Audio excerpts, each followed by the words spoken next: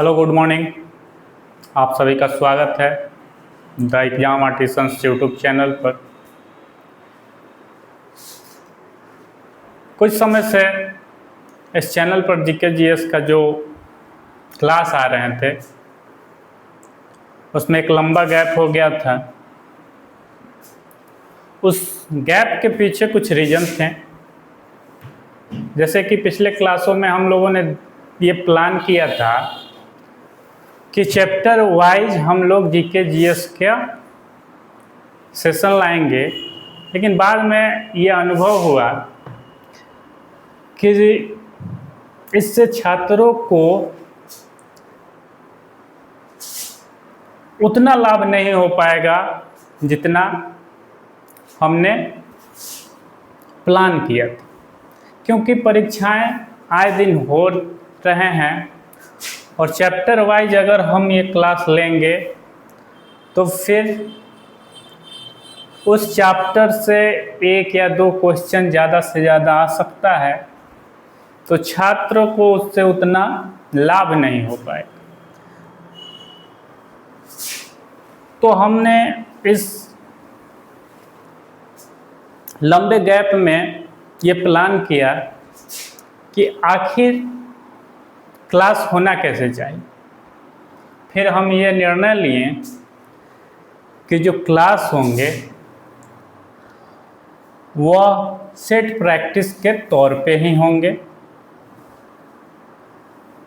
हर एक सेट में एक नंबर ऑफ क्वेश्चंस होंगे और वह हर सब्जेक्ट से सवाल लिए गए रहेंगे और वह सवाल मोस्ट इम्पोर्टेंट परीक्षाओं में पूछे जाने वाले होंगे, जो परीक्षा की दृष्टि से अति महत्वपूर्ण होंगे।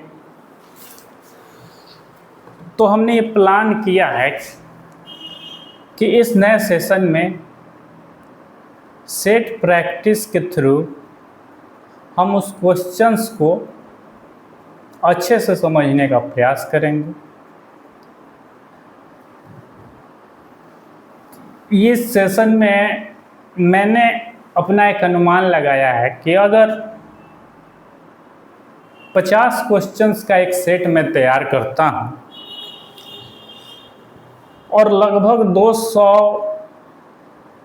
मैं सेट प्रैक्टिस करवा देता हूं, तो लगभग 10,000 क्वेश्चंस छात्रों तक सीधे तौर पे पहुंच जाए। उसके बाद क्वेश्चंस को जब मैं डील कराऊंगा तो उस क्वेश्चन से रिलेटिव कुछ अनइंफॉर्मेशन भी दूंगा, जिससे वह क्वेश्चन 10,000 से बढ़ के अगर हर एक क्वेश्चन पर 3 या 4 इंफॉर्मेशन भी मैं एक्स्ट्रा बताता हूं तो ये क्वेश्चंस की संख्या लगभग 30 या 40 हज़ार तक पहुंच जाएंगे। और ये मैं इस बात से पूरी तरह से आश्वस्त हूं कि अगर 30-40 मोस्ट इम्पोर्टेंट क्वेश्चन स्टूडेंट अच्छे से तैयारी कर ले तो फिर परीक्षा में आप जीके जीएस से को अच्छे से सॉल्व कर पाएंगे। ये मेरा अनुभव कहता है। तो चलिए अब समय ना गवाते हुए हम इस शानदार से सेशन का स्टार्टिंग करते हैं। और हाँ, एक बात आपसे भी हम कहना चाहेंगे कि किसी भी काम को करने के लिए मोटिवेशन की आवश्यकता होती है। तो मैं तो अपने तरफ से पूरी ईमानदारी के साथ इस सेशन को करवाने का प्रयास करूंगा, लेकिन आपकी भी एक जिम्मेवारी होगी कि आप मेरे इस वीडियो को ज़्यादा से ज़्यादा लोगों तक पहुंचाने में मदद करिए। अगर आपको ये वीडियो इन्फॉर्मेटिव लगता है तब, अगर ऐसा आपको लगता है कि इस क्लासेज को करने के बाद आपको कुछ इन्फॉर्मेशन मिल रहा है तो ज़रूर से ज़रूर इस वीडियो को अपने दोस्तों, अपने जानने वाले तक इस वीडियो को ज़रूर शेयर करिए, जिससे मैं मोटिवेट होके आगे के क्लासों में अपनी पूरी एनर्जी के साथ क्लास ले सकूं। तो चलिए इस क्लास को हम लोग आज स्टार्ट करते हैं। चलिए तो पहला क्वेश्चन हम लोग देखते हैं, ठीक है। हर क्वेश्चन को डील कराने से पहले मैं आप सबको 5 सेकंड का समय भी दूंगा, जिससे कि आप लोग भी अपना आकलन स्वयं से कर पाएँ, क्वेश्चंस का पहले अपने से खुद से आंसर कर पाएँ। अगर आपको इस सवालों का जवाब मालूम हो तब उसके बाद मैं सॉल्व कराऊंगा, उससे रिलेटिव अन्य इन्फॉर्मेशन को मैं आपसे शेयर करूंगा। तो ये 5 सेकंड का टाइमिंग आपके लिए मैं रख रहा हूं। तो आगे आने वाले क्वेश्चनों में 5 सेकंड का समय रहेगा, जिसमें आप इस सवालों का जवाब कर सकते हैं। कमेंट बॉक्स में आप अपना स्कोर भी बताइए, और अगर किसी तरह का डाउट हो तो आप हमें उस डाउट को कमेंट के माध्यम से बता सकते हैं। कोई ऐसा क्वेश्चंस भी आपके दिमाग में आ रहा हो कि इस क्वेश्चंस को सर करवाइए, तो आप कमेंट के माध्यम से उस क्वेश्चन को भी हमसे शेयर कर सकते हैं। फिर मैं अगले सेटों में उस क्वेश्चंस को शामिल कर लूँगा अपने इस सेशन में, ठीक है। तो चलिए इसको स्टार्ट किया जाए। पहला क्वेश्चन है कि भगवान महावीर वन्य जीव अभयारण्य किस राज्य में है, ठीक है। एक वन्य जीव अभयारण्य के बारे में दिया गया है और पूछ रहा है कि ये किस राज्य में है। सबसे पहले हम लोग तो यही जानना होगा कि ये वन्य जीव अभयारण्य आखिर होता क्या है। वन्य जीव अभयारण्य होता क्या है, तो यहाँ पे 2 चीज आपको जानना होगा। एक होता है राष्ट्रीय उद्यान, राष्ट्रीय उद्यान होता है एक, और एक होता है वन्य जीव अभयारण्य, ठीक है। ये दोनों देखने में एक जैसे ही लगते हैं। ये देखने में लगेगा कि आपको दोनों एक ही तरह का व्यवस्था है, लेकिन नहीं। यहाँ आप देखिए राष्ट्रीय उद्यान है, इसमें क्या होता है कि एक क्षेत्र होता है जिसकी संरक्षण की जिम्मेवारी सरकार लेती है, और इस पूरे क्षेत्र में स्थित जो जंतु हैं, पेड़ पौधे हैं या प्रकृति का कोई भी संसाधन है, उन सबका संरक्षण राष्ट्रीय उद्यान के तहत किया जाता है। जबकि वन्य जीव अभयारण्य नाम से ही क्लियर है, वन्य जीव यानी कि इन क्षेत्रों में वन्य जीवों का संरक्षण किया जाता है। लेकिन आपको ये जानना होगा कि वन्य जीव का जब हम लोग संरक्षण करेंगे तो वन्य जीव जो होते हैं उनका आवास जंगल ही होता है। तो जब वन्य जीव का संरक्षण करना है तो जंगलों का भी संरक्षण करना ही पड़ेगा, क्योंकि उनका वो घर है। तो इस तरीके से वन्य जीव का संरक्षण करने के दौरान उनके आवास का भी संरक्षण करना पड़ता है। तो यहाँ पे अगर और एक अंतर देखा जाए इन दोनों में, तो जो राष्ट्रीय उद्यान होता है उसमें बहुत ही कड़े नियम लगाए रहते, सरकार बहुत ही स्ट्रिक्टली कड़े कानून होते हैं, जबकि वन्य जीव अभयारण्य में सीमित तरीके से नियम बनाए गए होते हैं। तो ये अंतर है राष्ट्रीय उद्यान और वन्य जीव अभयारण्य में। भारत में अगर देखा जाए तो राष्ट्रीय उद्यानों की संख्या 106 है। राष्ट्रीय उद्यान एक बड़ा क्षेत्र होता है, तो इनकी संख्या 106 है, लेकिन वन्य जीव अभयारण्यों की संख्या अगर देखी जाए तो लगभग 550 से भी अधिक वन्य जीव अभयारण्य हैं। ठीक है, तो बहुत सारे हैं, सबको तो याद रख पाना बहुत ही मुश्किल काम है, लेकिन कुछ इम्पोर्टेंट होते हैं, उनको परीक्षाओं में अक्सर हम लोग देखते हैं कि सवाल उससे पूछता है। यहाँ पे भगवान महावीर के नाम से एक वन्य जीव अभयारण्य है, आप जानते होंगे जैन धर्म के 24वें तीर्थकर हैं ये। ठीक है, इनके नाम पे एक वन्य जीव अभयारण्य है। तो ये किस स्टेट में है? तो ये है आपका गोवा स्टेट। गोवा जो स्टेट है उसी में महावीर वन्य जीव अभयारण्य है। ठीक है, और ये भी याद रखिएगा कि राष्ट्रीय उद्यान और वन्य जीव अभयारण्य में अंतर क्या होता है। अगला देखिए, कह रहा है कि निम्नलिखित में से कौन प्रत्यक्ष कर नहीं है? कौन सा टैक्स जो है वो प्रत्यक्ष कर नहीं है? अर्थात टैक्स भी दो तरह के होते हैं, एक होता है आपका प्रत्यक्ष टैक्स, प्रत्यक्ष कर, और दूसरा होता है आपका अप्रत्यक्ष कर। ठीक है, इन दोनों में अंतर कैसे समझा जाए, प्रत्यक्ष कर क्या होता है और अप्रत्यक्ष कर क्या होता है? तो सबसे पहले प्रत्यक्ष कर को समझा जाए। प्रत्यक्ष कर क्या होता है कि जो टैक्स पेयर है, जो टैक्स भर रहा है, उसका सीधा संबंध गवर्नमेंट के साथ होगा, यानी कि वह टैक्स जो भरेगा वो सीधा सरकार के खजाने में टैक्स जाएगा। जबकि अप्रत्यक्ष कर में क्या होता है कि जो टैक्स पे कर रहा है और सरकार के बीच में सीधा संबंध नहीं होता है, उसके बीच में कोई मीडिएटर होता है, उसके थ्रू सरकार तक वो पैसा पहुंचता है। आप एग्जाम्पल के तौर पे जीएसटी को समझ लीजिए। जीएसटी एक कर है।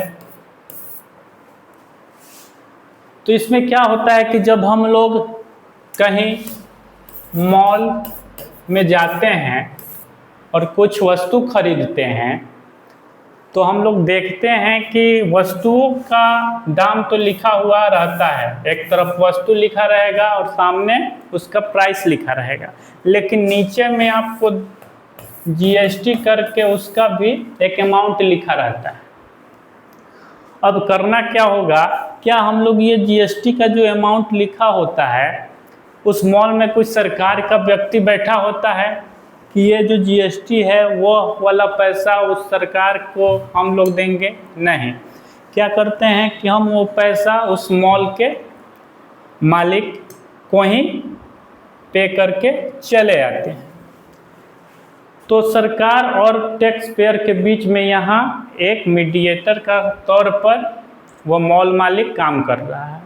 तो जीएसटी जो हो जाएगा वो अप्रत्यक्ष कर हो जाएगा। ठीक है, तो जीएसटी आपका हो गया अप्रत्यक्ष कर।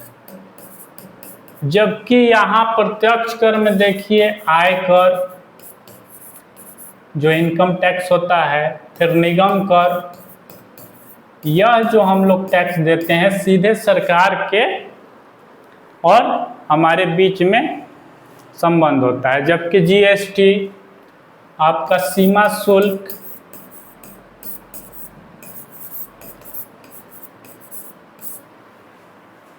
और उत्पाद शुल्क, ये सब टैक्स है। एक वैट भी होता है। ये अप्रत्यक्ष कर के उदाहरण है, जबकि प्रत्यक्ष कर में आय कर और निगम कर महत्वपूर्ण उदाहरण हो सकते हैं। ठीक है, अब आइए क्वेश्चंस को हम लोग देखते हैं कि प्रत्यक्ष कर नहीं है, यहाँ पे देखिए निगम कर कॉर्पोरेट टैक्स दिया हुआ है, तो ये तो प्रत्यक्ष कर में है। ये फिर आयकर भी दिया है। यहाँ सीमा शुल्क जो दिया हुआ है देखिए ये अप्रत्यक्ष कर में है। तो ये लिस्ट आप लोग याद कर लीजिएगा, यहाँ से सवाल पूछे जाते हैं। आयकर, निगम कर, प्रत्यक्ष कर, जबकि अप्रत्यक्ष कर में सीमा शुल्क, उत्पाद शुल्क, जीएसटी और वैट आते हैं। अगला देखिए द्विनाम पद्धति के प्रतिपादक कौन है। ठीक है, द्विनाम पद्धति के प्रतिपादक के बारे में पूछा हुआ है। तो द्विनाम पद्धति तो सबसे पहले हम लोग समझ लेते हैं, उसके बाद हम लोग समझेंगे कि इनका प्रतिपादन किसने किया था। तो ये जो द्विनाम पद्धति है, हम लोग देखते हैं कि जितने भी पशु, जानवर, पेड़ पौधे भी, उन सबका एक वैज्ञानिक नाम होता है। हम लोग पढ़े हैं कि वैज्ञानिक नाम बताइए, जैसे मनुष्य का वैज्ञानिक नाम हम लोग जानते हैं कि होमो सैपियंस होता है। होमो सैपियंस जो है वह मनुष्य का वैज्ञानिक नाम होता है। ठीक है, तो दुनिया की जितने भी जीव जंतु हैं उनका एक वैज्ञानिक नाम होता है, और वह 2 अक्षरों से मिलकर ही बनता है। वैज्ञानिक नाम जब भी आप किसी का देखिएगा तो उसमें 2 लेटर मिलेंगे तो ही वैज्ञानिक नाम बनेगा। अब यहाँ पे पहला जो अक्षर होता है वह वंश को दर्शाता है। उस जंतु का वंश दर्शाता है पहला लेटर, जबकि दूसरा जो अक्षर लेटर होता है वह प्रजाति को दर्शाता है। ठीक है, पहला वंश को और दूसरा जो लेटर होता है वह प्रजाति को दर्शाता है। ऐसे ही अगर आप देखिएगा बाघ और शेर, इनका जब आप वैज्ञानिक नाम देखिएगा तो इनका जो पहला लेटर होगा, इनका जो पहला लेटर होगा दोनों का पैंथेरा होगा। ठीक है, पैंथेरा, दोनों का ही पहला अक्षर होगा पैंथेरा।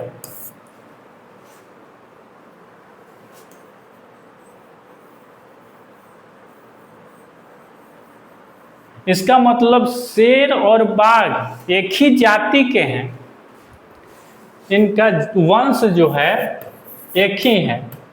जाति मैंने बोला था, सॉरी, वंश इनका एक ही है, लेकिन जो प्रजाति है, जो दूसरा लेटर है, वो इनका अलग होगा। क्या होता है, तो इनका जो पहला दूसरा है टाइग्रिस इसको कहते हैं। ठीक है, पैंथेरा टाइग्रिस, जबकि इसका शेर का नाम होता है पैंथेरा लियो। ठीक है, पैंथेरा टाइग्रिस और पैंथेरा लियो। इसका मतलब शेर और बाघ जो हैं एक ही वंश के हैं, लेकिन इनकी प्रजातियां अलग होती हैं। यही द्विनाम पद्धति कहलाता है, यानी कि किसी का वैज्ञानिक नाम लिखने को ही द्विनाम पद्धति कहते हैं। और इसका प्रतिपादन जो किए थे वह स्वीडन के वैज्ञानिक थे कार्ल लिनियस। ठीक है, कार्ल लिनियस जो थे वह स्वीडन के वैज्ञानिक थे, और उन्होंने ही इस नाम लिखने की व्यवस्था का प्रतिपादन किया था। तो द्विनाम पद्धति का प्रतिपादन जब भी आपसे पूछे तो आप बताइएगा कि कार्ल लिनियस।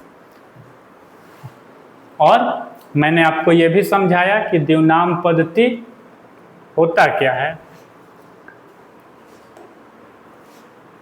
चलिए, तो ठीक है, आगे बढ़ते हैं। किस संविधान संशोधन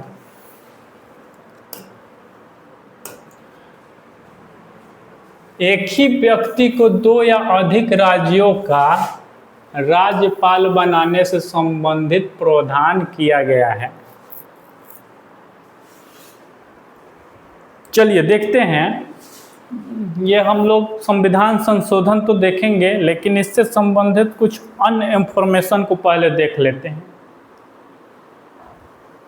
क्या होता है कि जब हमारा देश आज़ाद होता है, 15 अगस्त 1947 में जब हमारा देश आज़ाद होता है, तो बहुत राज्यों में भाषा के आधार पर राज्यों की पुनर्गठन की मांग लोग करने लगते हैं कि भाषा के आधार पर राज्यों का पुनर्गठन किया जाए। आंध्र प्रदेश में आपको सबसे बड़ा जन आंदोलन होता है। वहाँ के एक स्थानीय नेता होते हैं जो भूख हड़ताल पे बैठ जाते हैं, ठीक है। उनका नाम होता है पोट्टी रामालुल्लू। पोट्टी रामालुल्लू जो होते हैं, ये अनशन कर देते हैं। मांग क्या होता है इनका? मांग होता है इनका कि राज्यों का पुनर्गठन हो, आधार भाषा रखा जाए। इसी अनशन के दौरान इनकी मृत्यु भी हो जाती है, जिसके तहत सरकार दबाव में आती है और तुरंत से आंध्र प्रदेश भाषा के आधार पर आंध्र प्रदेश का गठन कर दिया जाता है। सवाल पूछता है आपसे कि भाषा के आधार पर गठित होने वाला पहला राज्य कौन है? तो ये है आपका आंध्र प्रदेश, ठीक है। और ये हुआ कब था अगर पूछे तो 1953 में। 1953 में आंध्र प्रदेश का गठन हुआ भाषा के आधार पर, लेकिन साथ ही सरकार के ऊपर ये दबाव बनने लगा कि अन्य क्षेत्रों में भी इस तरह के मांग उत्पन्न होंगे। तो सरकार ने एक आयोग गठित की, राज्य पुनर्गठन आयोग। राज्य पुनर्गठन आयोग का गठन हुआ कब? तो 1953 में। 1953 में ही राज्य पुनर्गठन आयोग की स्थापना होती है और इसके जो अध्यक्ष बनाए जाते हैं, ये बनाए जाते हैं फजल अली। फजल अली की अध्यक्षता में राज्य पुनर्गठन आयोग की स्थापना होती है। यह आयोग अपना रिपोर्ट 1956 में प्रकाशित करती है। 1956 में यह आयोग अपना रिपोर्ट देती है, जिसमें यह बताया जाता है कि राज्यों का पुनर्गठन भाषा को आधार तो माना जाए, लेकिन साथ ही साथ ये भी देखा जाए कि प्रशासन चलाने में भी सुविधा हो और भौगोलिक स्थिति भी भौगोलिक स्थिति को भी मद्देनजर रखा जाए। और भाषा को भी इन्होंने नकारा नहीं, क्योंकि जनता का वो मांग था, नकारना सही भी नहीं था। तो इसके आधार पर राज्यों का पुनर्गठन होना निश्चित हो गया। अब स्थिति यह बनती है कि राज्य जब एक हैं तो उसका जब विभाजन होगा, इस पूरे राज्य के लिए एक ही राज्यपाल थे पहले, ठीक है।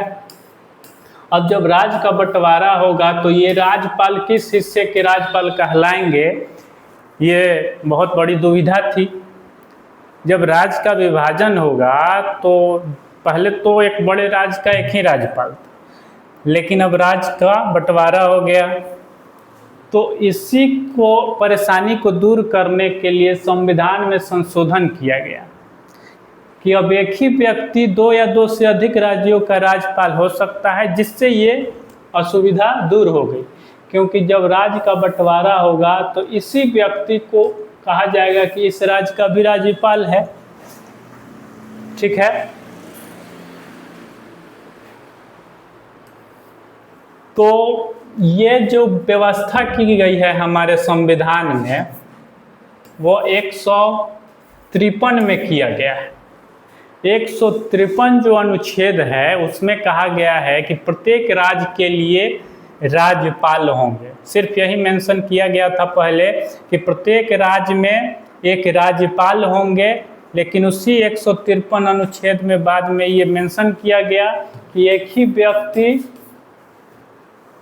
व्यक्ति 2 या 2 से अधिक राज्यों का राज्यपाल हो सकता है।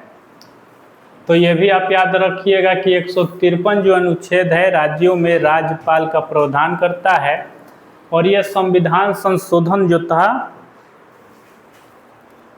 7वां संविधान संशोधन था जो 1956 में हुआ था, जिसके तहत क्या किया गया, एक ही व्यक्ति 2 या अधिक राज्यों का राज्यपाल बनाया जा सकता। आइए देखिए अगला क्वेश्चन। गीत गोविंद के रचयिता जयदेव किस शासन के दरबारी कवि थे? ठीक है, ये जो गीत गोविंद है ये एक पुस्तक है, उसके रचयिता है जयदेव। ये भी क्वेश्चन पूछा हुआ है परीक्षाओं में, आप डायरेक्टली ये क्वेश्चन पूछा हुआ मिलेगा कि गीत गोविंद के लेखक कौन है। यहाँ क्वेश्चन में भी ये इंफॉर्मेशन दिया हुआ है कि गीत गोविंद के लेखक जो हैं वो जयदेव हैं, लेकिन ये जयदेव किस राजा के दरबार में रहते थे? ऑप्शन दिया हुआ है आपका कनिष्क, चंद्रगुप्त द्वितीय, धर्मपाल, लक्ष्मण सेन। ठीक है, तो जयदेव जो थे वो सेन वंश के शासक लक्ष्मण सेन के दरबार में रहते थे। लक्ष्मण सेन के दरबार में जयदेव रहते थे। ये सेन वंश के शासक थे लक्ष्मण सेन। सेन वंश जो था वो बंगाल के क्षेत्र पर शासन करता था। बंगाल, आज का पश्चिम बंगाल नहीं, उस समय बांग्लादेश भी भारत का हिस्सा हुआ करता था, तो उस एक बड़े क्षेत्र पर सेन वंश का शासन था। बांग्लादेश के भी बहुत बड़े हिस्से पर यह सेन वंश शासन करता था। और ये सेन वंश जो था उस क्षेत्र पर सेन वंश के पहले पाल वंश का शासन था। ठीक है, बंगाल पर पाल वंश ने जिस क्षेत्र पर कभी शासन किया था उसी क्षेत्र पर आज सेन वंश शासन कर रहा था। और इसी सेन वंश के शासक से लक्ष्मण से, अगर आपसे ये भी पूछ दे कि ये सेन वंश के संस्थापक कौन थे, संस्थापक अगर पूछ दे सेन वंश का, तो आप बताइएगा कि सामंत सेन। सामंत सेन जो थे वो सेन वंश के संस्थापक थे। और इसके अंतिम महत्वपूर्ण राजा यानी कि महत्वपूर्ण शासक जो थे वो लक्ष्मण सेन थे। ठीक है, इन्हीं के दरबार में जयदेव रहते थे और इन्होंने ही गीत गोविंद की रचना की है। अब गीत गोविंद पुस्तक किस विषय पर लिखा गया है, तो मैं आपको बताऊं कि गीत गोविंद में हमारे प्रभु श्री कृष्ण और राधा जी का वर्णन। आप जानते ही होंगे हमारे भगवान श्री कृष्ण का नाम गोविंद भी है, गीत गोविंद। ठीक है, तो ये कृष्ण और राधा जी का इसमें वर्णन है, जयदेव ने लिखा है। जयदेव लक्ष्मण सेन के दरबार में रहते थे। लक्ष्मण सेन सेन वंश के राजा थे और सेन वंश ने बंगाल के क्षेत्र पर शासन किया। ये सारे इंफॉर्मेशन बहुत ही इम्पोर्टेंट है, इसको आप लोग याद रखिए। चलिए अगला देखते हैं। बिहार में पंचायत का मुखिया अपना त्याग पत्र किसे देता है? ठीक है, पंचायत में बिहार में स्पेशली बिहार की बात कर रहा है, क्योंकि अलग अलग जगहों पे व्यवस्थाएं अलग अलग है। पंचायती राज व्यवस्थाओं में कहीं का जो प्रमुख होता है उसे किसी और नाम से जाना जाता है। हमारे बिहार में जो होता है पंचायत का मुखिया, उसे वह अपना त्याग पत्र किसे देता है, तो वह DPRO ऑफिसर के यहाँ जाके अपना त्याग पत्र देता है जिला पंचायत अधिकारी के पास। ठीक है, तो जिला पंचायत राज पदाधिकारी जो कि पूरे पंचायत का मॉनिटरिंग करता है, जितने भी पंचायती राज व्यवस्था होती है वह यही पदाधिकारी मॉनिटरिंग करता है। और मुखिया को अगर त्याग पत्र देना है तो इसी के पास जाना पड़ेगा अपना त्याग पत्र लेकर। ठीक है, चलिए अगला देखें। 1937 के प्रांतीय चुनावों के बाद कांग्रेस ने कुल कितने प्रांतों में सरकार बनाई? बहुत ही अच्छा क्वेश्चन है। तो कह रहा है कि 1937 में प्रांतों में चुनाव हुए थे। तो सबसे पहले हम ये जानते हैं कि प्रांतों में चुनाव कैसे हुए। तो 1935 का अधिनियम आपको याद होगा। 1935 में अंग्रेज गवर्नमेंट ने भारत शासन अधिनियम लाया। भारत शासन अधिनियम 1935 लेकर आया। इसी अधिनियम के तहत ब्रिटिश गवर्नमेंट ने ये प्रावधान किया कि भारत के प्रांतों में विधानसभा के लिए चुनाव कराए जाएंगे। ठीक है, तो इससे 1937 में चुनाव कराए गए। 1935 के अधिनियम के तहत 1937 में चुनाव हुए और उस समय 11 टोटल प्रांत हुआ करते थे। 11 प्रांतों में चुनाव कराए गए, टोटल 11 प्रांत। उसमें से कांग्रेस जो थी उस समय की बहुत ही इम्पोर्टेंट राजनीतिक पार्टी बोला जा सकता है, तो बहुत ही इम्पोर्टेंट थी। तो इसने 8 प्रांतों में अपना सरकार बनाया।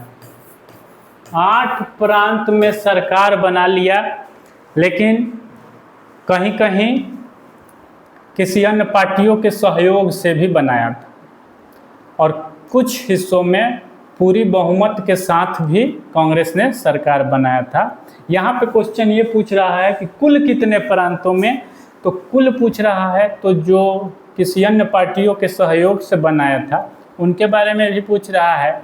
तो इसका सही आंसर आपका 8 हो जाएगा। 8 प्रांतों में कांग्रेस की सरकार बनी थी 1937। आगे देखते हैं। ध्वनि की चाल जो है निर्वात में कितना होता है? तो ध्वनि आपको ये पता होगा कि ध्वनि को एक जगह से दूसरे जगह जाने के लिए माध्यम की जरूरत पड़ती है और निर्वात उस प्लेस को कहा जाता है जहां माध्यम उपस्थित नहीं होते हैं।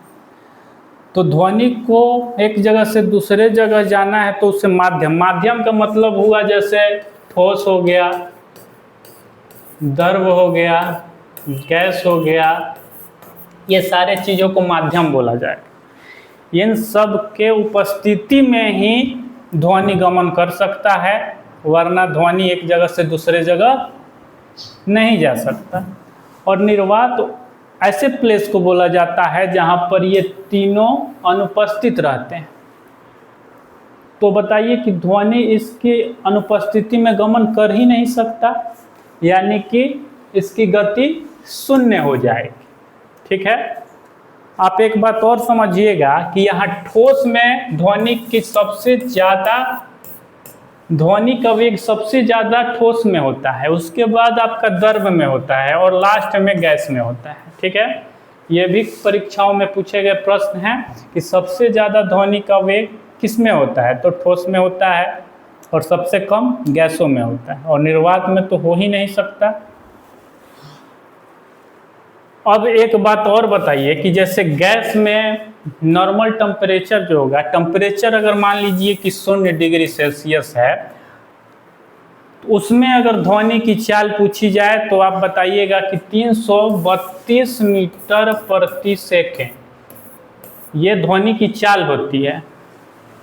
0 डिग्री टेम्परेचर हो तब, लेकिन अगर वायुमंडलीय ताप बढ़ेगा तब क्या ध्वनि टेम्परेचर पर उसकी गति निर्भर करती है?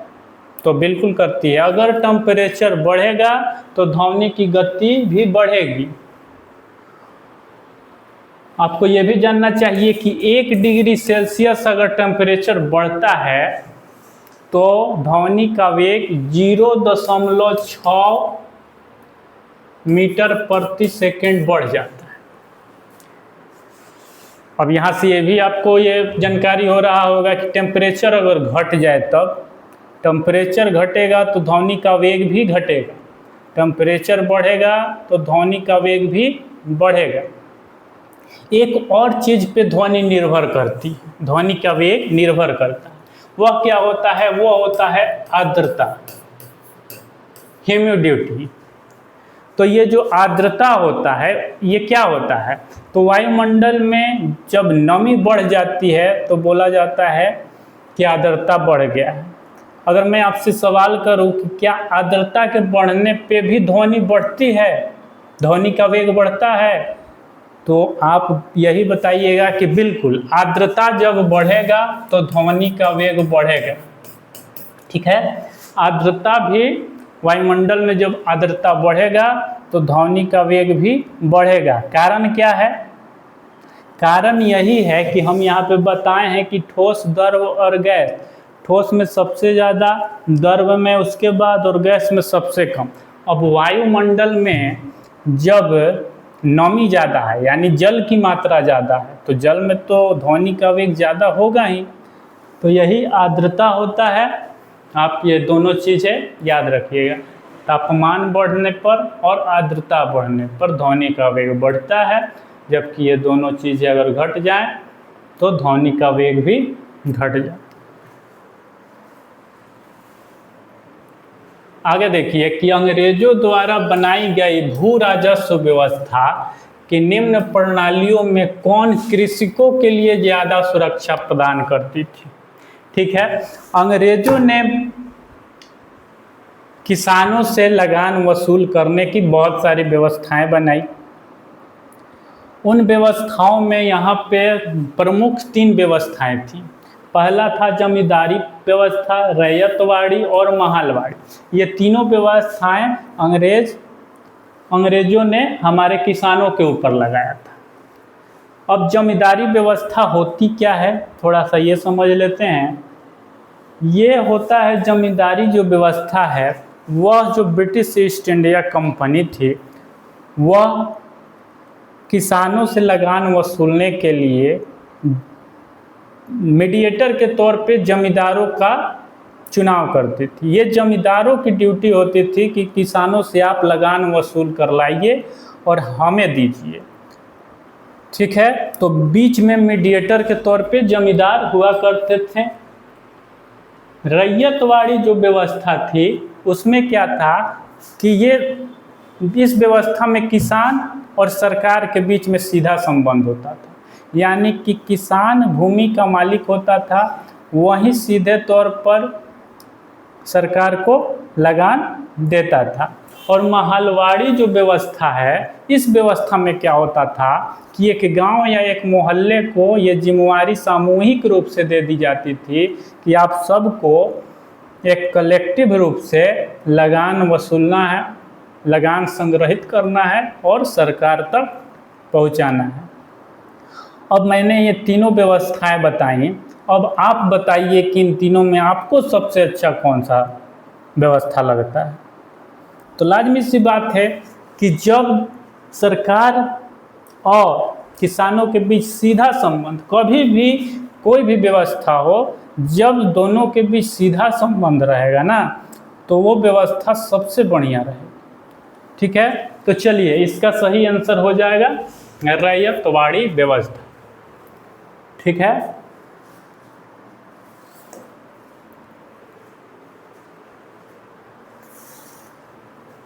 विजयनगर साम्राज्य पर सर्वाधिक काल तक किस वंश का शासन रहा?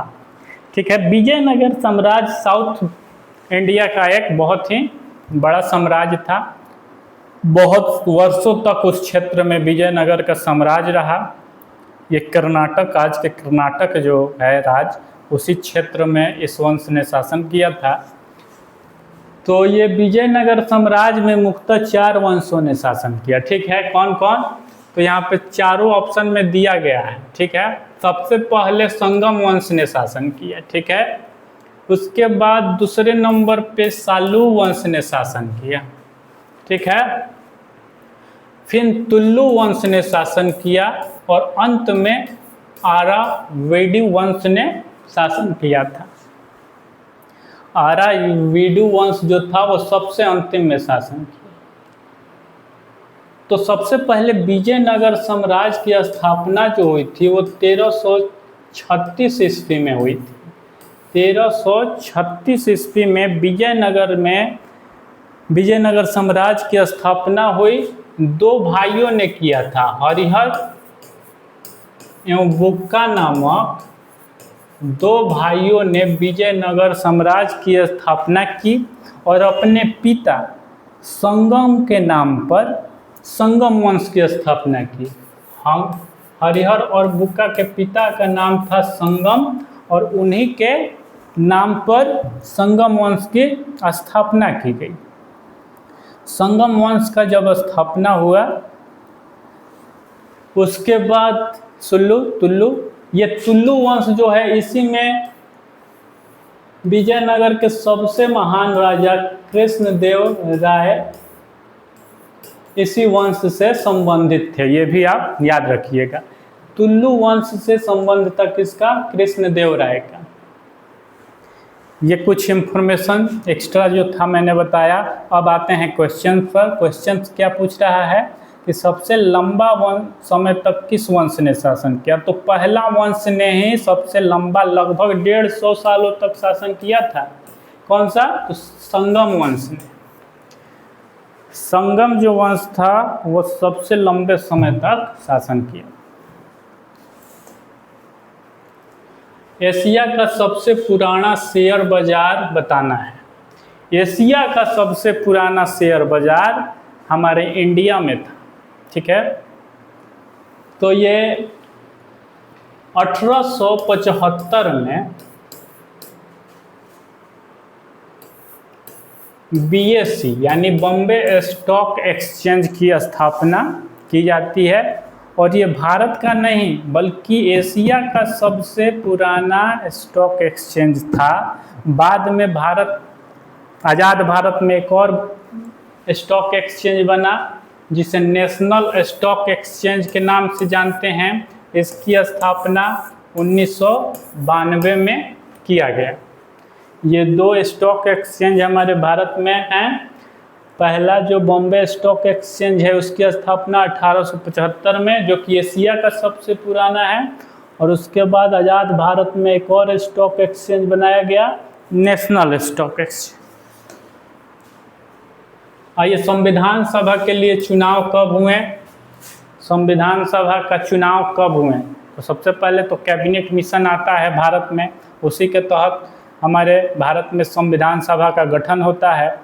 संविधान सभा के लिए चुनाव यहाँ पूछ रहा है तो आप जुलाई और अगस्त के दौरान संविधान सभा के लिए चुनाव होते हैं। और चुने गए लोग पहली बार बैठका कब बैठाते हैं? तो 1946 में ही 9 दिसंबर के दिन पहली बैठका, ये जब सदस्य चुन लिए जाते हैं तो इन सदस्यों की एक बैठका बैठती है पहली बार 9 दिसंबर के दिन। इसी में अस्थायी अध्यक्ष सच्चिदानंद सिन्हा होते हैं। अस्थायी अध्यक्ष के तौर पे चुने जाते हैं। अस्थायी अध्यक्ष के बारे में भी आप जानते होंगे कि 11 दिसंबर उसके 2 दिनों बाद ही जब दूसरी बैठका बैठती है तो उसमें अस्थायी रूप से डॉक्टर राजेंद्र प्रसाद को संविधान सभा का अध्यक्ष चुना जाता है। यहाँ पे क्या क्वेश्चन था? संविधान सभा के लिए चुनाव कब हुए? तो ये आपका जुलाई और अगस्त हो जाएगा। और कभी ये भी क्वेश्चन पूछ दे कि कैबिनेट मिशन भारत आया कब था, तो वो मार्च 1946 में आया था। मार्च 1946 में कैबिनेट मिशन भारत आया था और कैबिनेट मिशन के तहत ही संविधान सभा का गठन हुआ। अबुल हसन नामक चित्रकार किस शासन का दरबारी था? ठीक है, अबुल हसन एक चित्रकार था। बताइए, व्यक्ति विशेष पर ये क्वेश्चन है। कुछ व्यक्ति भी ऐसे होते हैं जो एग्जाम के दृष्टिकोण से महत्वपूर्ण हो जाते हैं। ये अबुल हसन एक पेंटर थे, चित्रकार, और ये जहांगीर के दरबार में रहते थे। बहुत ही अच्छे एक चित्रकार थे और जहांगीर को आप जानते ही होंगे, चित्रकला का बहुत ही शौकीन व्यक्ति था और इसी के दरबार में अबुल हसन एक चित्रकार थे। तो इस क्वेश्चन को भी आप याद रखिए। अगला है कि परमाणु पदार्थ का परमाणु सिद्धांत सर्वप्रथम किसने दिया?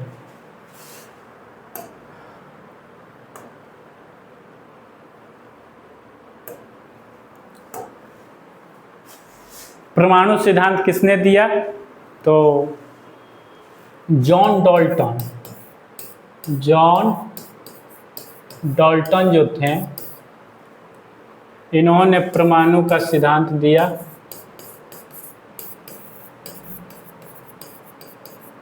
जॉन डाल्टन ने परमाणु सिद्धांत दिया। इन्होंने बताया कि कोई भी पदार्थ, दुनिया का कोई भी पदार्थ जो बना है वह अत्यंत छोटे कणों से मिलकर ही बना है। सबसे छोटे कण से मिलकर ही हर पदार्थ बनता है और उसी को हम लोग परमाणु के नाम से जानते हैं। ये सबसे पहले किसने बताया? जॉन डाल्टन ने। ठीक है, तो परमाणु सिद्धांत जॉन डाल्टन ने दिया। सही आंसर आपका हो जाएगा बी। धान के खेत से कौन सा गैस निकलता है? ठीक है, बहुत ही इजी सवाल है ये। धान के जो खेत है उससे मीथेन गैस निकलता है। ठीक है, मीथेन का फॉर्मूला होता है CH4। ठीक है, इसे मार्स गैस के नाम से भी जानते हैं। मीथेन गैस धान के खेत से निकलता है, फॉर्मूला CH4 होता है और मार्स गैस के नाम से भी जाना जाता है।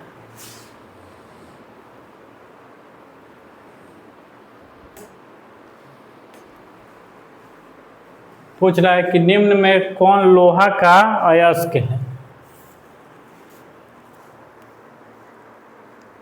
लोहा का अयस्क कौन सा है अगर पूछ रहा है तो देखिए, अयस्क पहले क्या होता है ये समझते हैं। अयस्क जब किसी धातु को खनिज के रूप में हम लेते हैं तो उसमें बहुत सारी अशुद्धियाँ भी पाई जाती है। तो अशुद्धियों के साथ जब कोई धातु का हम लोग ग्रहण करते हैं खदानों से तो उसी को अयस्क कहते हैं। जब उसको शुद्ध कर लिया जाता है तब वो धातु के रूप में हम प्राप्त करते हैं। ठीक है, तो ये देखिए, हेमेटाइट आपका 4 प्रमुख अयस्क होते हैं। आयरन के 4 प्रमुख अयस्क होते हैं। यहाँ पे देखिए, हेमेटाइट बिल्कुल ये लोहे का अयस्क है, मैग्नेटाइट भी है, सीडेराइट भी है और एक और है, ये नहीं है, मेलेकाइट नहीं है। वह जो आपका है उसको हम लोग लिमोनाइट कहते हैं। लिमोनाइट भी एक अयस्क है लोहे का। ये मेकेलाइट जो अयस्क है ये तांबा का अयस्क है। ठीक है, तांबा का अयस्क है मेलेकाइट। ठीक है, तो ये 4 प्रमुख लोहे के अयस्क हैं, इसको याद रखना है। कौन सा? हेमेटाइट, मैग्नेटाइट, सीडेराइट और लिमोनाइट। और ये जो मेलेकाइट दिया हुआ है ये तांबा का अयस्क।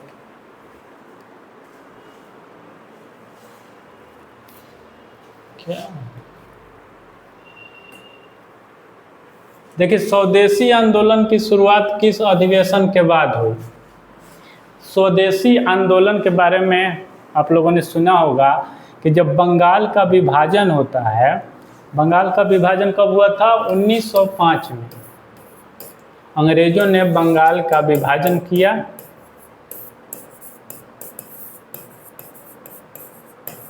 उन्नीस सौ पाँच में जब बंगाल का विभाजन किया गया तो यहाँ के लोगों ने उसके खिलाफ आंदोलन किया, स्वदेशी आंदोलन। स्वदेशी आंदोलन क्या था? इसमें कहा गया कि हम विदेशी वस्तुओं का बहिष्कार करेंगे और देसी वस्तुओं के उपयोग मतलब करेंगे। तो ये आंदोलन था।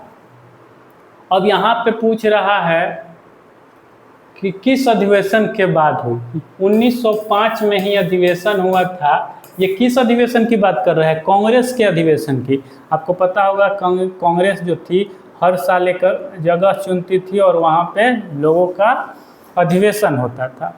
तो ये 1905 में कांग्रेस का अधिवेशन, कांग्रेस ने भी इसका समर्थन किया स्वदेशी आंदोलन का। तो 1905 में अब ये सवाल होता है कि 1905 में कांग्रेस की कहाँ पे बैठका हुई थी? तो आपको पता होगा कि वाराणसी में ये अधिवेशन हुआ था 1905 में। यह भी पूछता है कि इस वाराणसी के अधिवेशन की अध्यक्षता किसने की थी? तो ये गोपाल कृष्ण गोखले जी ने की थी। गोपाल कृष्ण गोखले,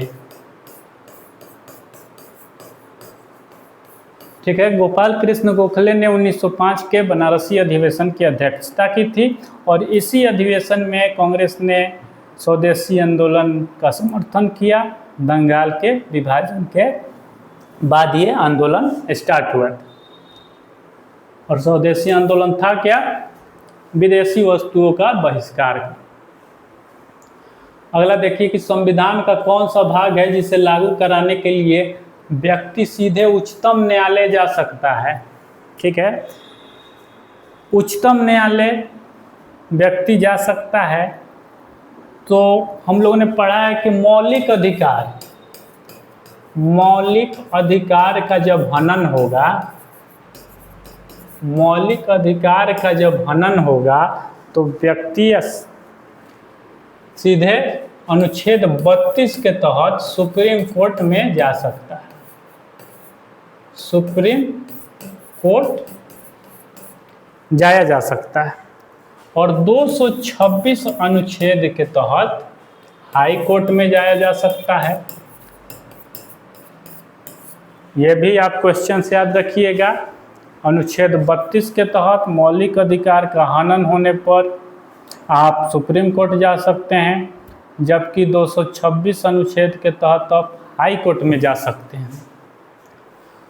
तो अब यहाँ पे सवाल तो ये है कि किस भाग में लागू कराने के लिए व्यक्ति मौलिक अधिकार लागू कराने के लिए जा सकता है? तो मौलिक अधिकार भाग में किस भाग में है संविधान के? आपको पता होगा कि हमारे संविधान में 22 भाग हैं। अब मौलिक अधिकार किस भाग में है? तो मौलिक अधिकार भाग 3 में है। ठीक है, भाग 3 में मौलिक अधिकार का चर्चा किया गया है।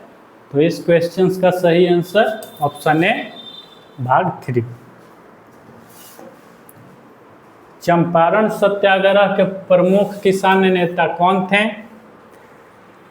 तो चंपारण सत्याग्रह 1917 में हुआ था।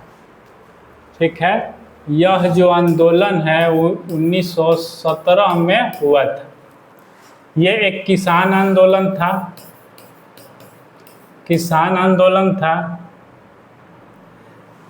जो अंग्रेज गवर्नमेंट थी वह किसानों को ज़बरदस्ती कहती थी कि अगर आपके पास 1 बीघा खेत है, 1 बीघा में मतलब 20 कट्ठा होता है, तो 20 कट्ठा अगर आपके पास ज़मीन है तो आप उसका 3 कट्ठे भाग पर नील की खेती करेंगे, यानी 3/20 भाग पर नील की खेती करनी पड़ेगी।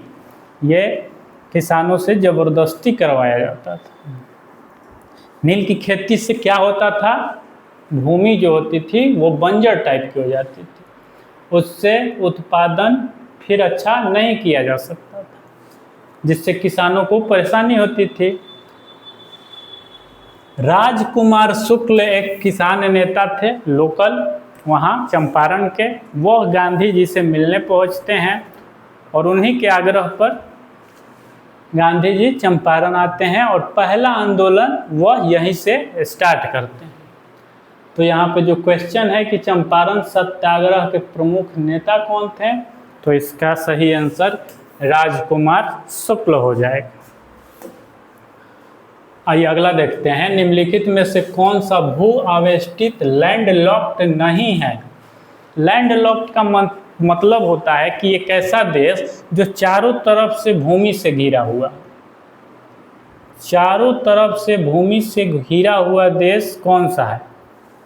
अगर भारत के बारे में हम पूछे तो भारत क्या लैंडलॉक्ड कंट्री है, तो नहीं। क्यों? क्योंकि इसके साउथ में हिंद महासागर है, पूर्व की ओर देखा जाए तो बंगाल की खाड़ी है, पश्चिम में भी अरब सागर है, तो इंडिया लैंडलॉक्ड कंट्री नहीं है।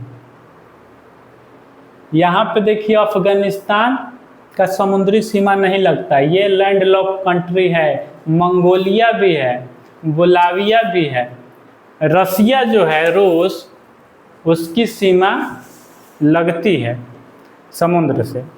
तो यहाँ पे क्वेश्चन क्या पूछ रहा है, लैंडलॉक्ड कंट्री नहीं है, तो नहीं है तो रूस नहीं है।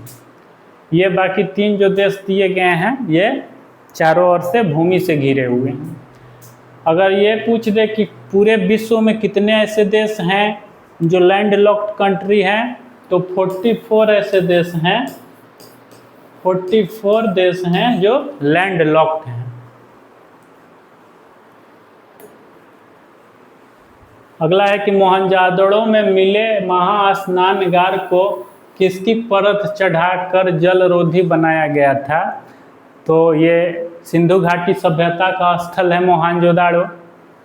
तो ये क्या था, यहाँ से दो बहुत ही बड़े स्थल मिले हैं, एक अन्नागार मिला हुआ है, अन्न का भंडार जहाँ पे किया जाता था, और एक स्नानागार मिला हुआ है। तो स्नानागार के बारे में पूछ रहा है कि उसको जलरोधी बनाने के लिए किस मटेरियल का यूज किया जाता था। तो उस समय तो सीमेंट जैसी व्यवस्था होगी नहीं, तो उस समय आप बिटुमेन का प्रयोग करके वह लोग जलरोधी बनाए थे। ये एक प्रकार का क्या होता है, वो जो रोड पर हम लोग देखते हैं डाबर होता है, वही एक प्राकृतिक रूप से उसी के तहत वह लोगों ने प्रयोग करके जलरोधी बनाया था। तो इसको याद रखिएगा, बिटुमेन का प्रयोग करके स्नान घर को जलरोधी वह लोग ने बनाया था। अगला है कि शाह आलम द्वितीय ने किस वर्ष बंगाल, बिहार, उड़ीसा की दीवानी ईस्ट इंडिया कंपनी को देने का फरमान जारी किया। ठीक है, तो शाह आलम द्वितीय आपको पता होगा, यह एक मुगल शासक थे। मुगल शासक थे। जब 1764 में बक्सर का युद्ध हारे ये लोग, बक्सर का युद्ध हुआ और उसमें ईस्ट इंडिया कंपनी की विजय हुई और शाह आलम द्वितीय, बंगाल के नवाब, अवध के नवाब, ये तीन सेनाएं लड़ रही थी ईस्ट इंडिया कंपनी के साथ और तीनों की हार हुई। और बक्सर के युद्ध के हारने के बाद इलाहाबाद की संधि होती है। ठीक है, इलाहाबाद की संधि 1765 में होती है और इसी संधि के तहत शाह आलम द्वितीय को बंगाल, बिहार, उड़ीसा के क्षेत्रों पर ईस्ट इंडिया कंपनी को दीवानी देनी पड़ती है। अब आप यहाँ पे दीवानी सोचते होंगे क्या है, तो मैं आपको बताऊं कि दीवानी एक प्रकार की व्यवस्था थी जिसमें अब उस क्षेत्र के लोगों से, बंगाल, बिहार और उड़ीसा के क्षेत्र के लोगों से लगान वसूलने का काम अब ईस्ट इंडिया कंपनी करेगी। ठीक है, यही दीवानी होती है। तो यहाँ क्या हो जाएगा 1765।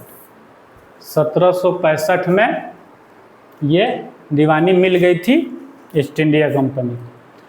1946 में ब्रिटिश सरकार द्वारा भेजे गए कैबिनेट मिशन में कितने सदस्य शामिल थे? कैबिनेट मिशन के बारे में थोड़ी देर पहले हम लोग चर्चा कर भी रहे थे कि कैबिनेट मिशन जो था इंडिया में मार्च 1946 में आया। मार्च 1946 में कैबिनेट मिशन भारत आया। इसमें 3 सदस्य शामिल थे, ठीक है। 3 सदस्य शामिल से एक थे लॉरेंस, एक से क्रिप्स और तीसरे एलेक्जेंडर। ये 3 सदस्य थे, आप याद रखिएगा इस नाम को भी, एलेक्जेंडर, क्रिप्स और लॉरेंस। ये 3 लोग कैबिनेट मिशन के तहत इंडिया आए थे।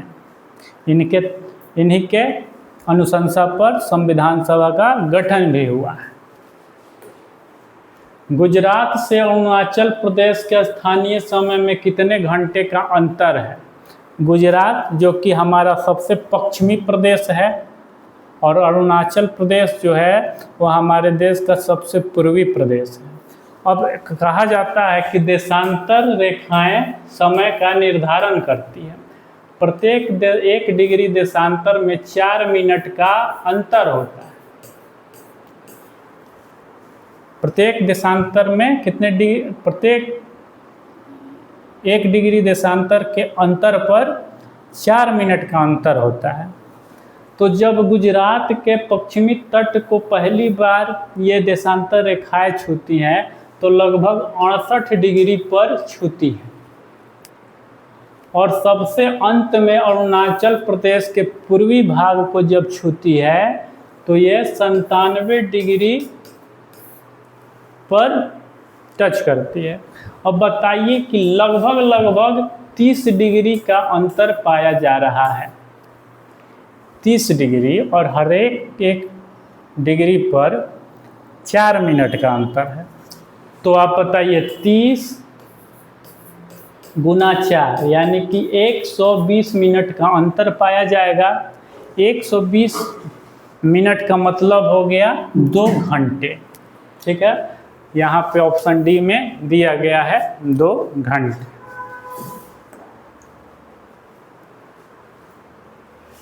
केरल में मनाया जाने वाला ओणम नामक त्यौहार कितने दिनों तक मनाया जाता है? ओणम एक त्यौहार है जो केरल में मनाया जाता है। यह भी पूछा गया परीक्षा में सवाल है, डायरेक्टली पूछा जाता है कि ओणम किस राज्य में मनाया जाता है? केरल में। यहाँ सवाल में ही यह इंफॉर्मेशन दिया गया है। सवाल क्या है कि यह ओणम मनाया कितने दिनों तक जाता है? तो सबसे पहले मैं बताऊं कि ये एक राजा बाली हुए, हमारे पौराणिक कथाओं में इनका जिक्र है। राजा बलि। ये साल में एक दिन अपने प्रजा से मिलने के लिए आते हैं। इस एक पौराणिक मान्यता है। इसी के उपलक्ष्य में केरल के लोग इनके आगमन को लेकर उत्सव मनाते हैं, ठीक है। तो ये 10वें दिन आते हैं। 9 दिन इनके आने की तैयारी चलती है, ठीक है। कोई भी आएगा तो उसकी तैयारी चलेगी ना। तो जब उनके आने की तैयारी, वो 10वें दिन आते हैं। बहुत धूमधाम से इस त्यौहार को सेलिब्रेट किया जाता है केरला में। तो इसका सही आंसर 10 दिनों तक ये त्यौहार चलता है। संविधान के किस अनुच्छेद के अनुसार नागरिकों को प्राण एवं दैहिक स्वतंत्रता का संरक्षण प्राप्त है? देखिए, मौलिक अधिकार से ये क्वेश्चन है। बहुत ही ये टॉपिक जो है मौलिक अधिकार वाला, इससे लगभग हर परीक्षा में 1-2 सवाल जरूर पूछे जाते हैं। तो इसको आप बहुत ही अच्छे से इस चैप्टर को क्लियर करिएगा। यहाँ पे मैं आपको बताऊं कि ये प्राण एवं दैहिक स्वतंत्रता का जो संरक्षण है वो अनुच्छेद 21 में प्राप्त है। 21 में ये अधिकार प्राप्त है। ठीक है, 21। वर्ल्ड वाइड वेब का आविष्कार किस वर्ष किया गया था? वर्ल्ड वाइड वेब का जो आविष्कार हुआ है, सबसे पहले तो ये जानते हैं कि इनका आविष्कार किया किसने था। तो ये हुए टिम बर्नर्स-ली। टिम बर्नर्स-ली, ये टिम बर्नर्स-ली ने www यानी वर्ल्ड वाइड वेब का खोज किया था। और ये हुआ कब था? तो 1989 में www का आविष्कार हुआ टिम बर्नर्स-ली के द्वारा। प्रथम राष्ट्रमंडल खेलों का आयोजन इसमें से किस वर्ष किया गया? ठीक है, राष्ट्रमंडल पहले समझ लेते हैं कि राष्ट्रमंडल क्या है। राष्ट्रमंडल ऐसे देशों का एक ग्रुप है जो कभी ना कभी इंग्लैंड, ब्रिटेन का औपनिवेशिक देश रहा है। यानी कि जैसे इंडिया भी भारत का औपनिवेशिक देश था, तो ये भी राष्ट्रमंडल का सदस्य है। कभी ना कभी ब्रिटेन का वहाँ पे शासन रहा हो, ऐसे देशों का एक ग्रुप है। लेकिन आज के समय में कुछ ऐसे देश भी शामिल हो चुके हैं इस राष्ट्रमंडल के ग्रुप में जो औपनिवेशिक नहीं थे, लेकिन आज के समय में उसके विचारों से उसके विचारों से सहमति दर्ज कराते हैं, तो वो भी अब उस राष्ट्रमंडल में शामिल हो गए हैं। तो राष्ट्रमंडल का एक गेम की प्रतियोगिता कराई जाती है। तो सबसे पहला बार ये राष्ट्रमंडल खेल का आयोजन कनाडा देश में हुआ था। कनाडा, अगर शहर भी आपको पूछ दे तो हैमिल्टन कनाडा में ही एक शहर है। वहाँ पे सबसे पहले राष्ट्रमंडल खेल करवाया गया था। ठीक है, ये हुआ कब था? तो 1930 में यह आयोजन हुआ था। अगर मैं आपसे ये पूछूं कि क्या भारत चूँकि सदस्य है राष्ट्रमंडल का, तो भारत देश में कभी राष्ट्रमंडल खेल हुए हैं कि नहीं? तो बिल्कुल, राष्ट्रमंडल खेल भारत में एक बार हुआ है। और वो कब हुआ है? तो 2010 में। ठीक है, 2010 में दिल्ली में, भारत के दिल्ली जो राजधानी है, वहाँ पे राष्ट्रमंडल खेल हुआ था। और ये बहुत ही विवादित भी था, क्योंकि भ्रष्टाचार इसमें हुआ था। कॉमनवेल्थ के गेम में, इसको इंग्लिश में कॉमनवेल्थ भी बोला जाता है। देखिए यहाँ पे कॉमनवेल्थ गेम, राष्ट्रमंडल खेल 2010 में भारत में हुआ, पहली बार 1930 में कनाडा में हुआ। आइए आगे देखते हैं। निम्नलिखित में से किस महासागर का सबसे गहरा बिंदु जावा गर्त यानी सुंडा ट्रेंच है? ठीक है, जावा गर्त के बारे में पूछा हुआ है। सबसे गहरा ट्रेंच कौन सा है? मैरियाना गर्त। आपको ये पता होगा कि सबसे गहरा जो है वो मैरियाना गर्त है। और वह कहाँ है? प्रशांत महासागर में। प्रशांत महासागर में मैरियाना गर्त है। लेकिन यहाँ पे क्या पूछा है? जावा गर्त यानी सुंडा ट्रेंच। आप देख रहे होंगे जावा गर्त। जावा जो है वह इंडोनेशिया का एक द्वीप है, यानी इंडोनेशिया देश का वो भाग है। और ये हिंद महासागर में पड़ता है। हिंद महासागर जो सागर है उसमें है। तो सुंडा गर्त जो है वो हिंद महासागर के अंदर है।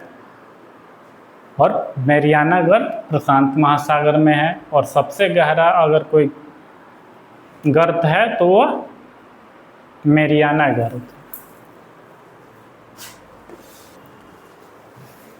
अगला देखते हैं, परमाणु ऊर्जा अधिनियम नाभिकीय शक्ति उत्पादन के निजी नियंत्रण को प्रतिबंधित करता है। देखिए, नाभिकीय ऊर्जा से बिजली बनाया जाता है और ये देखा था है चालू है हाँ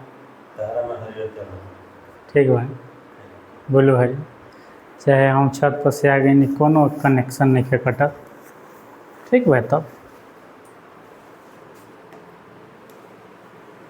चलिए अगला क्वेश्चन देखते हैं। परमाणु ऊर्जा अधिनियम खाली स्थान नाभिकीय शक्ति उत्पादन के लिए निजी नियंत्रण को प्रतिबंधित करता है कब से? ठीक है तो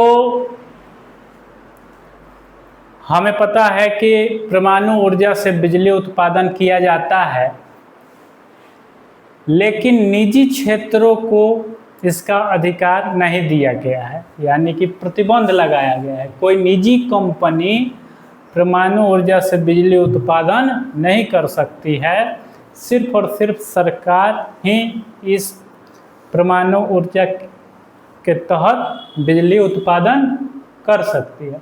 यह प्रतिबंध कब लगा था? तो 1962 में 1962 में यह निजी कंपनियों के ऊपर प्रतिबंध लगा कि परमाणु ऊर्जा से बिजली आप नहीं बना सकते।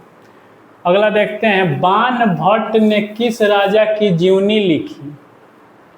ठीक है, बाणभट्ट एक लेखक हैं जिन्होंने हर्षवर्धन की जीवनी लिखी है। हर्षवर्धन एक हिंदू राजा हुए जिनके दरबार में बाणभट्ट रहते थे और इन्होंने इनकी जीवनी लिखी। तो उस पुस्तक का नाम है हर्षचरित्र। हर्षचरित्र जो पुस्तक है वह हर्ष के जीवन के ऊपर लिखी गई पुस्तक है और यह बाणभट्ट ने लिखा है। बाणभट्ट द्वारा लिखा गया एक और पुस्तक है, उसका नाम है कादम्बरी। ठीक है, कादम्बरी एक पुस्तक है, वो भी बाणभट्ट ने ही लिखा है। तो हर्षचरित्र और कादम्बरी ये दो पुस्तकें बाणभट्ट ने लिखी है और जो हर्षचरित्र जो है वह हर्षवर्धन की हर्षचरित्र जो है वो हर्षवर्धन की जीवनी के ऊपर है।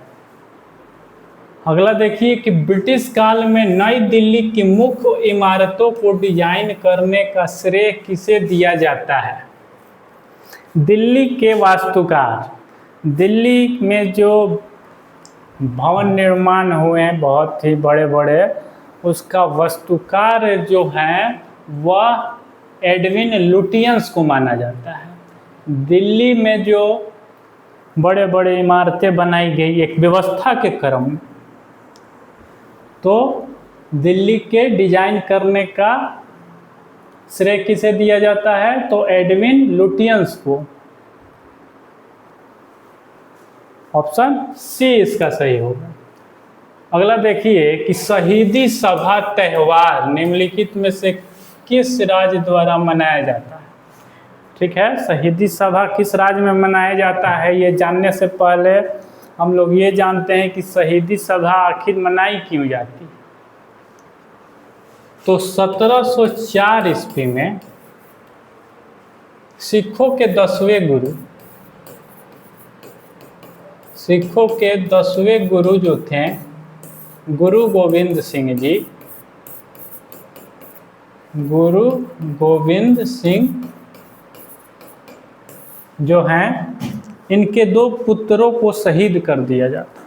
ठीक है, 2 इनके पुत्रों की हत्या होती है। इसी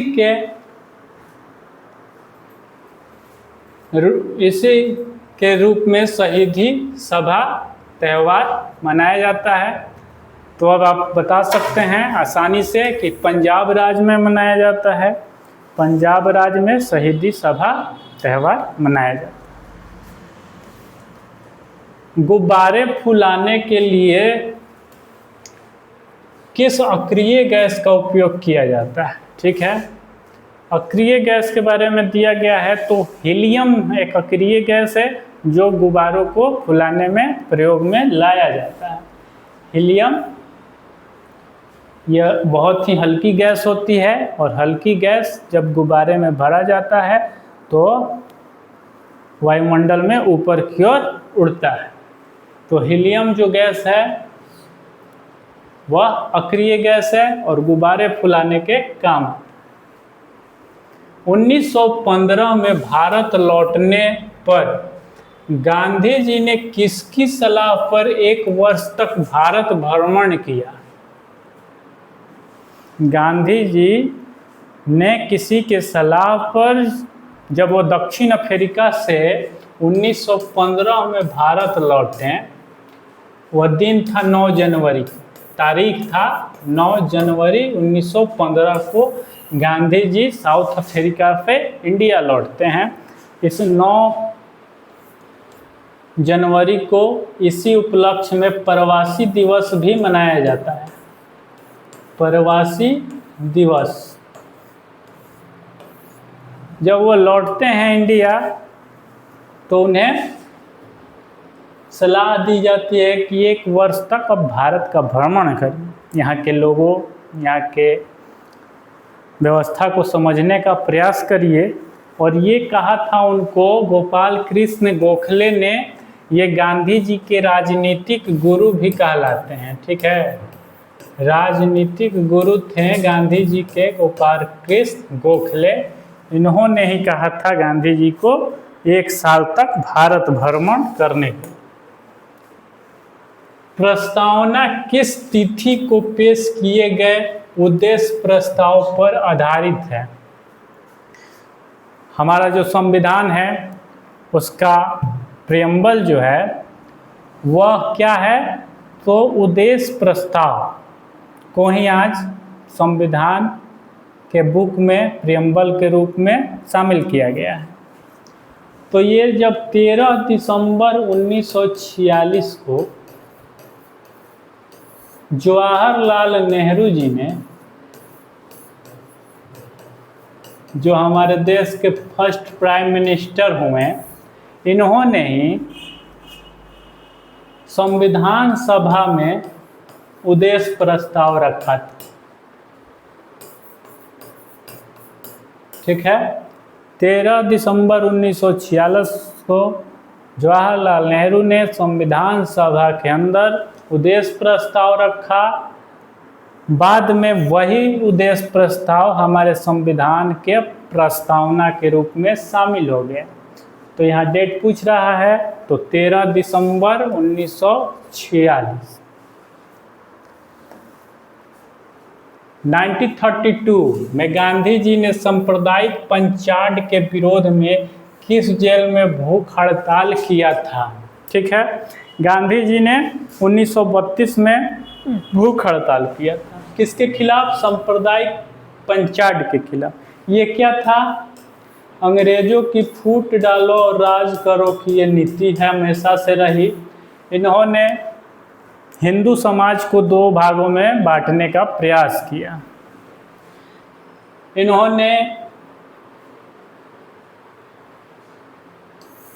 इन्होंने संप्रदाय के आधार पर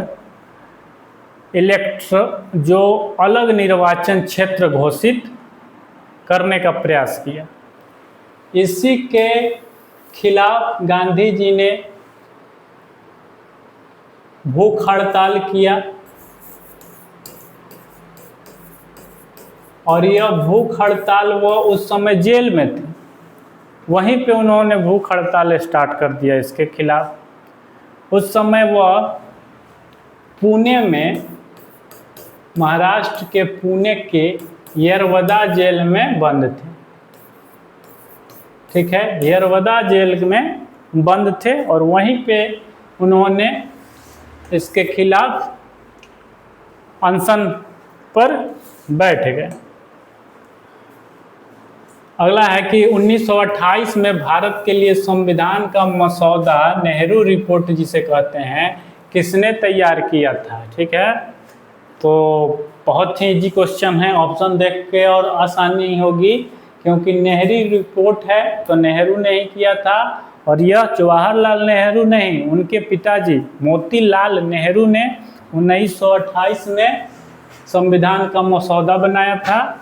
तो इसका सही आंसर मोतीलाल नेहरू होगा। नर्मदा नदी मध्य प्रदेश में कहाँ से निकलती है?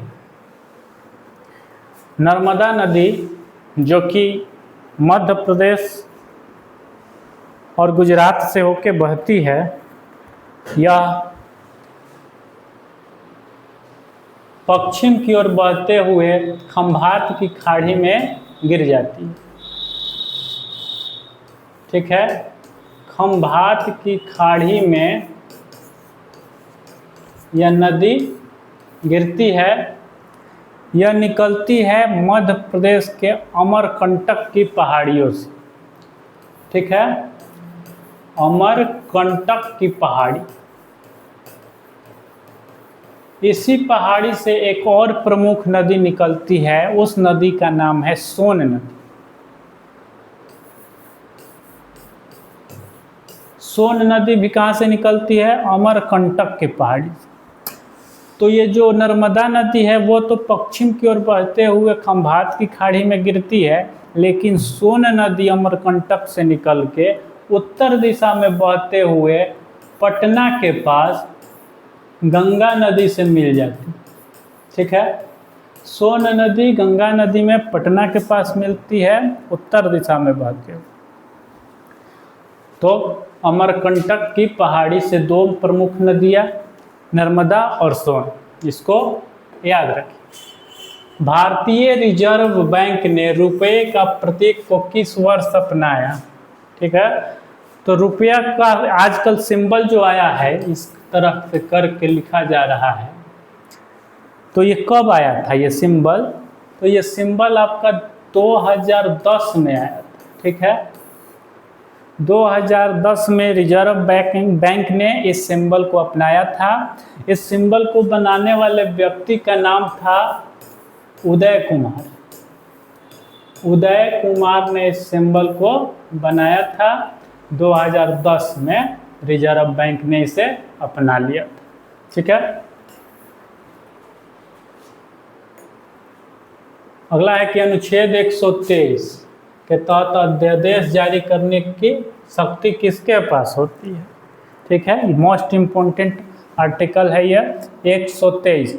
इसके तहत राष्ट्रपति को ये अधिकार दिया गया है कि वो अध्यादेश जारी कर सकते हैं।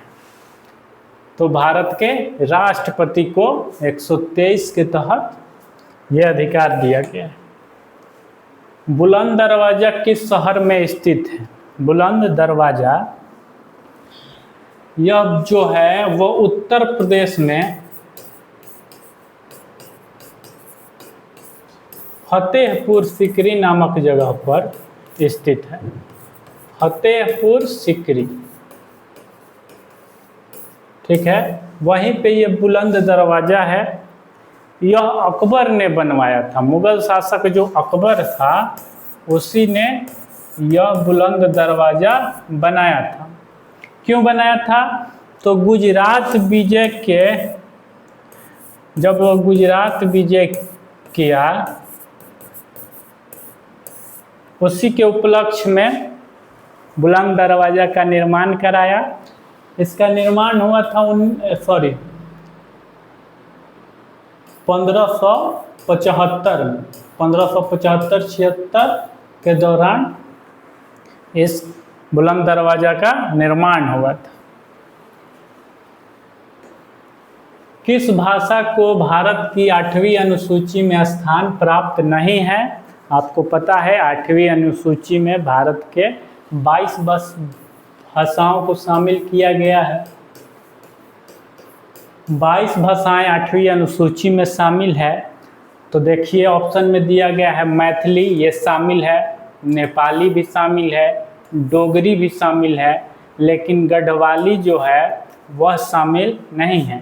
गढ़वाली भाषा को 8वीं अनुसूची में शामिल नहीं किया गया है। कौन सा आश्रम महात्मा गांधी द्वारा स्थापित नहीं किया गया था?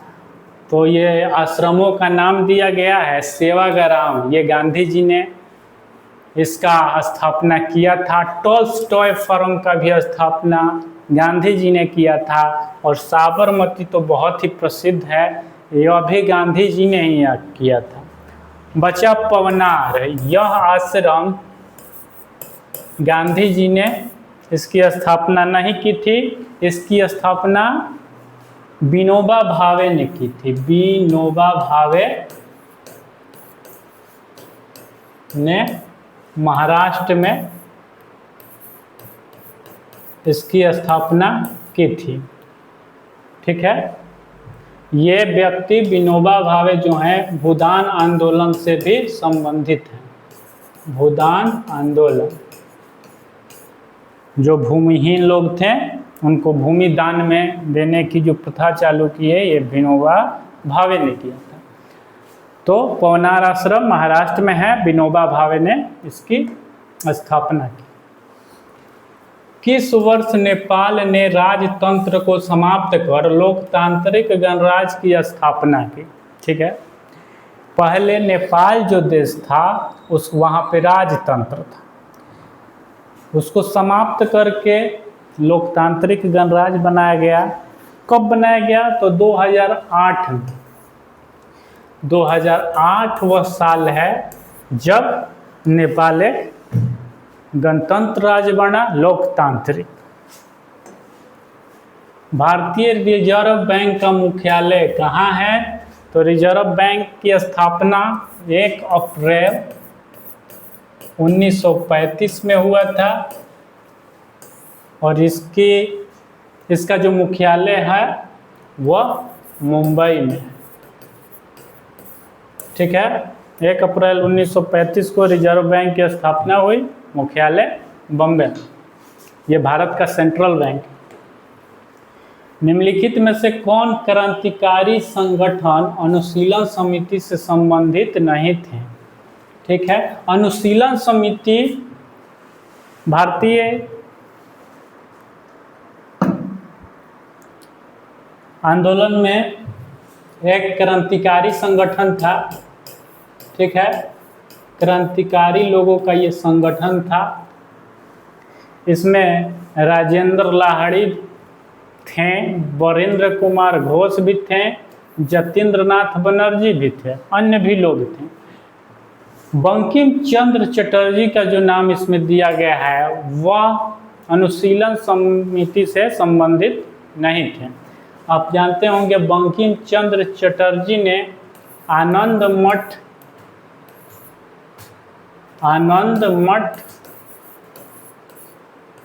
पत्रिका लिखी, उसी में राष्ट्रीय गान वंदे मातरम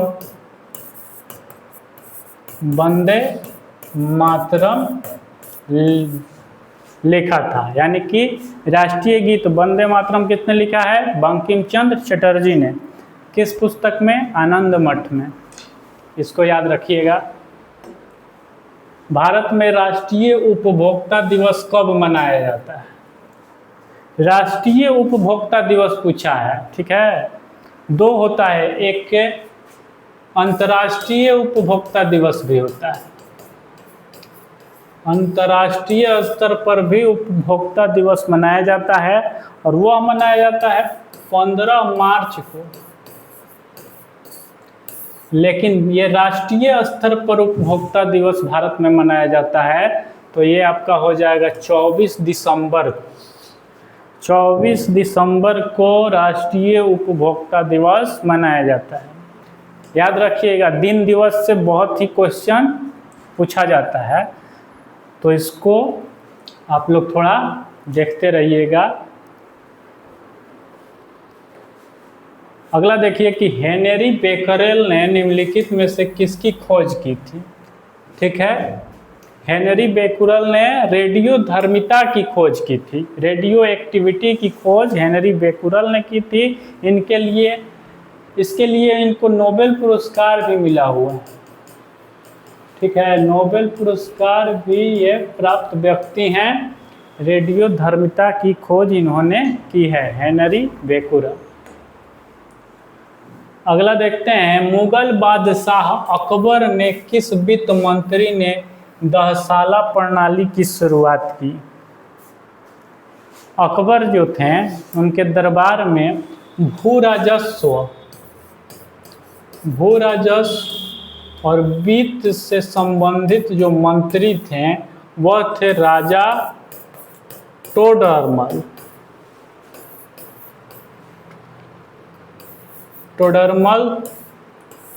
ये भू राजस्व और वित्त से संबंधित मंत्री थे।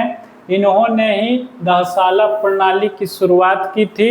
अब ये दहसाला प्रणाली क्या होता है, तो जैसे आप किसान हर साल अपना फसल उत्पादन करता है और उस फसल का एक हिस्सा लगान के रूप में देता था, लेकिन इन्होंने एक व्यवस्था बनाई कि अब 10 साल के उत्पादन का एक एवरेज निकाला जाएगा। 10 सालों का फसलों का उत्पादन का औसत निकाला जाएगा और उस आधार पे लगान वसूल किया जाएगा। तो ये व्यवस्था किसने लागू किया? राजा टोडरमल, मुगल बादशाह अकबर के ये मंत्री थे। ठीक है, तो चलिए इस तरीके से आज का ये सेट कंप्लीट होता है।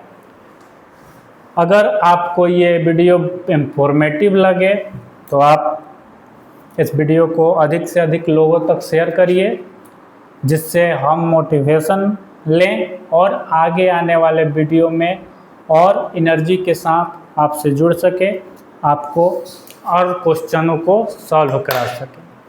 मैंने पहले ही बताया कि हमने ये डिसाइड किया है कि कम से कम 200 ऐसे सेट प्रैक्टिस मैं करवाना चाहता हूँ, जिससे कि छात्रों को परीक्षा में जो जीके जीएस का सेक्शन होता है उसमें बहुत लाभ हो सके।